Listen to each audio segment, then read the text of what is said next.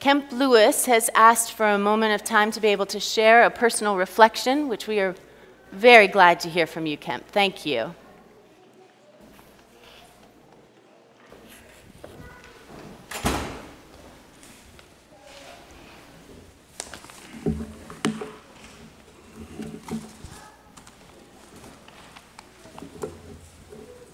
Good morning. It's not stewardship season, but I'm going to talk about money. I'm going to talk about money for a couple of reasons. First, we don't talk about money enough in church. In our society, and certainly here in Westport, money dominates much of our lives. But for an hour a week, we like to pretend to ignore money, to create a hard division, at least in our minds, between our spiritual lives and our lives in the real world. That division is false. Our spiritual lives are the real world. There is no way to separate what we do from who we are. Money belongs in church as much as God belongs in our everyday lives. The second reason I'm going to talk about money is stewardship. The money we give to support the church, its operations, and all its activities. I believe there are three basic mindsets most of us use to determine the amount of money that we give to the church. They are fee for service, membership dues, and tithing. I believe for many of us, these are really stages of giving through which we progress as we deepen our understanding of faith and our relationship with the church and with God. The fee for service mindset treats going to church kind of like going to the movies or the theater. I'm attending a service, so I need to pay for the space, for the performance, and for the materials consumed. Candles, wine, wafer, check, check, check. Let's see, we're a family of 4 and we go to church about 30 times a year. That should work out to about X dollars as an appropriate amount. That's about the same as if we went to the movie 30 times, so it seems about right. In the fee-for-service model, the references are to how much each service costs, and mental comparisons are to entertainment and the way other ways that we spend our time. The membership dues mindset changes the point of comparison from what does it cost to what are others giving. For 2016, the average pledge at Christ and Holy Trinity was about $3,800. That's the statistical mean. The median pledge, the amount half of the 218 pledging individuals and families were above and half were below, was $1,500. The membership dues model is a lot like being a member of a country club. The total cost of operations is X, the total number of families is Y. You determine the amount that is your responsibility by dividing X by Y.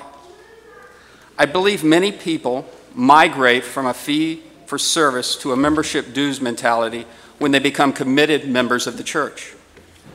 The key point of reference is what others are paying.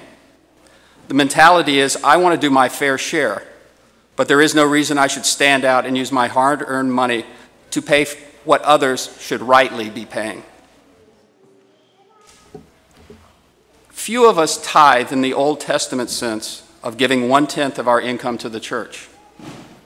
Frankly, I get confused in thinking about tithing in a world in which most of us have marginal income tax rates of between 25 and 50%. Is tithing supposed to be on before or after tax income?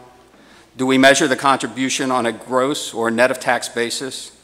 I throw up my hands in confusion on that, but as an aside, while I'm not your accountant or lawyer, if you're in a 35% combined federal and state tax bracket, a $10,000 pledge to the church is really only costing you $6,500. The other $3,500 is effectively being paid by the government.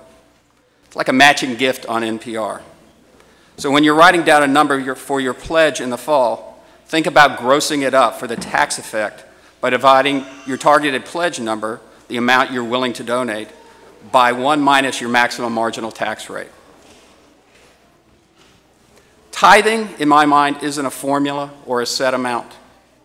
We tithe when we get to the point where we change our mindset from how much should I give to how much can I give.